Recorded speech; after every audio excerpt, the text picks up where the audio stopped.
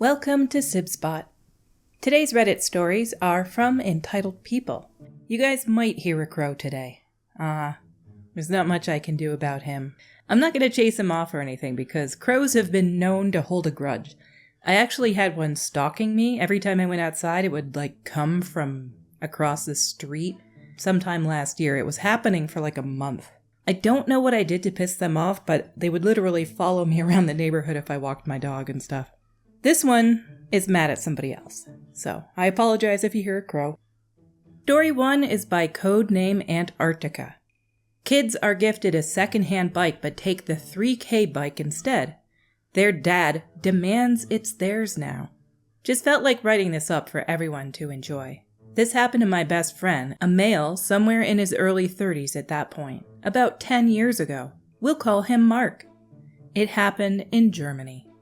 Mark lived in a small apartment building somewhere on the very edge of a large town, but this area was more like a small town or village. Many families, basically no one passing through. The apartment building held 6 apartments with Mark living in one, his sister in another, his mother in another, and 3 apartments rented by other people. Also, Mark had been raised in this building, and at that point he had been living there his whole life. Mark loved to, and still does, ride a racing bike. He is an avid cyclist in general, doing much of his early life on a bike, for which he has the everyday sort of bike with a basket, etc. Yet he also owned several very expensive, sometimes custom-made racing bikes over the years, on which he spent much of his weekends. Enter a neighbor who had been living there a while, male around 40s. We'll call him Dave. Dave had a second-hand bike, a sturdy one but missing some care. At one point, Dave decided that he actually did not need that bike anymore, but there were 2 boys living some houses away, 8 to 12, around that, who had to share one bicycle. So Dave went out to them and told them that he had a bike left, which he had not been using for quite a while. He told them it might be a bit dusty and the tires might be flat. That's what he explained later, and that they can have it, no strings attached, except for that they had to get it from his cellar and, of course, tell their parents about this, so there would not be any trouble. He went with them back to the house then, unlocked the door, showed them where to get into the cellar, and then left for work. Some hours later, my friend Mark comes home from work and sees 2 boys he knows from his neighborhood on bikes, one of which is clearly his rather expensive, say, €2,500 racing bike. He stops them in the road and demands they hand over his bike. They don't want to, claiming it's theirs and it was a present from a neighbor, Dave.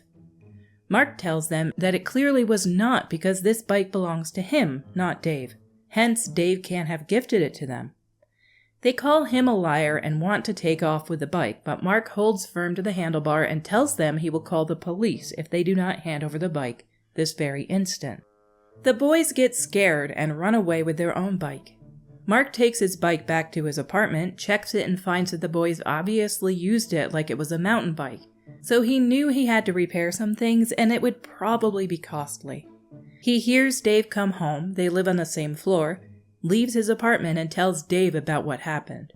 Dave is very embarrassed and apologetic, and assures Mark they specifically told the boys that his bike was an older model, dusty and probably with flat tires, and that he had absolutely no idea they could mistake his bike for a brand new, gleaming racing bike. The thing that most likely happened was the boys entered the cellar after Dave had let them. The bicycles were all in a room down there, but this is an old building. There was nothing to lock them to after living in that place for so many years and never had a single issue of foul play. Mark had never thought about locking his bikes together or putting a lock around the wheel or frame or something. Down there, however, the boys were in the midst of some bikes, many which may have been too tall, or looked like a woman's or just didn't meet their tastes. Ignoring Dave's explanation of how the bike they were gifted would look, the boys decided to take the only bike from down there that was definitely very new and flashing, and that was definitely by far the best horse in the stable. One could have ended the tale here if entitled kids were not often met by entitled parents. Because on the same evening, the boys' dad showed up, demanding that Mark hand over the bicycle his boys had been gifted. Mark tried to explain what most likely happened, phrasing it that the boys mistook the bicycle, but Dad did not listen. Once they were down in the cellar, accompanied by Dave, who did his best to explain too, Mark and Dave pointed out the gifted bike, only for Dad to say, "No, that is not it. Where is the racing bike?" They explained again. Dad still demanded the racing bike. They explained again. Dad said that he did not buy their story. His sons had been gifted a racing bike and they would get it this very moment or Dad would call the police. That's when both Mark and Dave started laughing and kicked him out, but not without the information that Mark's bike was not only registered with the police and the manufacturer as his, not Dave's, but also insured under his name. Hence, Dave could not have gifted the bike to the boys, but that they would look forward to Dad calling the police because that would end with Mark reporting his boys for theft and damaging his bike, and their father for coercion. Dad left in a hurry. After fixing the damages on his bike, Mark put an envelope into the family's mailbox, detailing the costs. If I recall correctly, it was around 300 euros, and writing that children make mistakes and he will not demand the money back, but to let this be a warning to Dad to think about his behavior. The following years in which the family lived down the road, the boys and father would make sure to avoid Mark, and if they could not, they greeted him very nicely but never looked him in the eye. Who truly do you guys think is at fault here? Do you think that the kids deliberately took the nicer, shinier bike on purpose? Or do you think that maybe it's Dave's fault for telling him, go take the bike downstairs, it's got flat tires, it's a little dusty and dirty, and then leaving without telling them exactly what bike to take? It's absolutely wild to me that the father would come to them and say he doesn't believe their story. They're the ones that are giving you something for free. They get to pick which free thing you get. There's no story. They're not lying to you. They're not in on some scam together. They're not benefiting from this at all. Your kid would be benefiting from this, and that's it. Let them correct the mistake. Our next story is by Whole Paper 1554. Karen wants me to get off a mobility scooter. I want to start this by saying this happened over a year ago, but I still think about it all the time and recently retold it to my mom. So at the time I was 18 and just had a surgery to remove my gallbladder because it was trying to kill me. Side note, the surgery was after 6 months of trying to get into the ER while in extreme pain and waiting over 15 hours each time without seeing a single doctor. Since I was fresh off the operating table, I couldn't walk on my own and needed to use a cane. While in stores that had them, I used the mobility scooters, 'cause that's why they're there. Me and my husband, we'll call him H, were at Walmart one day and I couldn't keep walking with the cane. It was hurting too much, so I told H that I needed to grab a scooter. We make our way through the store with little to no problem, but I noticed a lady, we'll call her Karen, had been following us. At one point, I stood up to look at some chips we were thinking about grabbing when the lady comes around the corner and starts berating me. This is paraphrased because I can't remember exact words. Karen, you're disgusting for taking away a disabled cart. You're not disabled. Me, ma'am, if you look in the basket, you'll see I have a cane with me. I am currently disabled and need the scooter. Karen, oh please, that's not even a real cane. It's a stick. The cane was my grandmother's and she had made it from a tree that she loved when it had fallen during a tornado. She used it till the day she died and passed it on to me. Me, this is in fact a cane, just not a store-bought one. Now if you'll excuse me, I need to find my husband to give him the chips I want. I then tried to get back on the scooter, but she blocked my way. Me, ma'am, I need to sit back down. I'm in a lot of pain and can't stand on my own for very long. Karen, you're fine. You're young and healthy and don't need a scooter. You're just too lazy to walk. Me, no. I just had surgery and can show you the scar if you want me to, but I need to sit down and get to my husband. Eventually, my husband finds me and tells the Karen to move so I can sit, explaining that I had in fact just had a surgery and was in fact in excruciating pain. She moved and was a little white in the face, but left us alone after that. Safe to say, the weirdest Karen encounter of my life.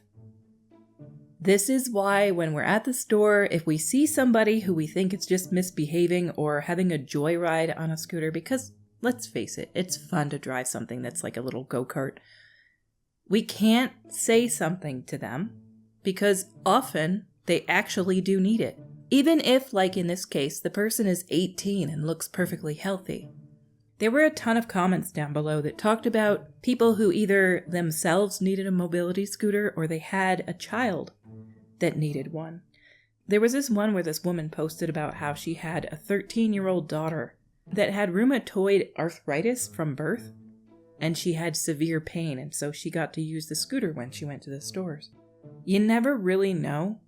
So saying something to people it just doesn't benefit anybody. Yes, there's still people that park in handicapped spots or go for joyrides on scooters, but it's better to let them do that than to police it. Let the store employees, if anything, handle it. Down in the comments, though, there was one reply that I thought was hilarious, and I hope you guys enjoy it too, by Ken Popcorn. Ma'am, if this were a stick, I'd tell you right where to put it. Our next story today is by Bald Chihuahua, entitled Coffee Regular. I go to a local coffee shop regularly. It's also important to know it's a drive-up stand, and they have runners that come to your car to take your order when it's busy. I know all the people who work there quite well. I'm always amazed when they remember my order, which I don't expect in the least. They will get new people on occasion. They all apologize for not knowing my order, and I tell them that I'm still in awe that they would even try. They are all very sweet.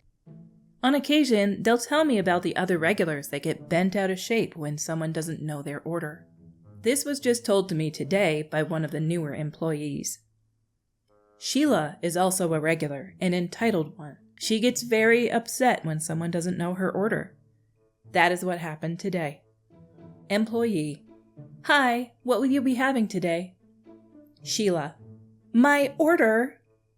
I'm sorry, I don't quite remember what it is, and I wouldn't want to put in the wrong order. Sheila: I'm a regular. You should know my order. Figure it out. Employee: I'm sorry, I've only been here a few weeks, so I haven't memorized everyone's orders yet. Sheila: That's not my problem. You should know mine. I'm a regular. Employee: I'm sure I will in time. Can I please take your order now? Sheila: No! This entitled person actually refused to tell her what the order was because she wanted the employee to miraculously recall it. Employee: I can't get it started if I don't know it. Sheila: Well, they do. While she motions to the stand and the baristas. So the employee sent the baristas a message through the system stating, Sheila is here and would like her drink. Sheila is obviously a troubled person if she gets this upset over coffee. The employee told me she was screaming at her. Sheila was also holding up the line of cars and they charge you out of your car. So she caused further delay by having to be charged out at the window. All over coffee. This is also not the first time she's pulled this nonsense. I hope I get to see this in person someday so that I can intervene and put Sheila in her place. Am I the only one that sees the name Sheila and thinks of Australians? I don't know what YouTube videos I've seen recently, but every time they talk about women, they talk about Sheilas. So every time I see Sheila now, I just think lady or woman. But that is nuts. There's got to be something wrong with her if she's that upset over coffee. Again, there's no reason for her to be doing this. She doesn't benefit anything by doing this. She's just being a jerk. And I wish the manager was there and had said something to her. Like, we don't need you to be a customer if you're going to be rude like that to our employees. Just repeat what you get. It's not a big deal. Not everybody even has a memory that's stellar, so expecting them to just remember your stuff all the time, it's obnoxious. Our stories for today have come to a close. Until we meet again, have a crowless day.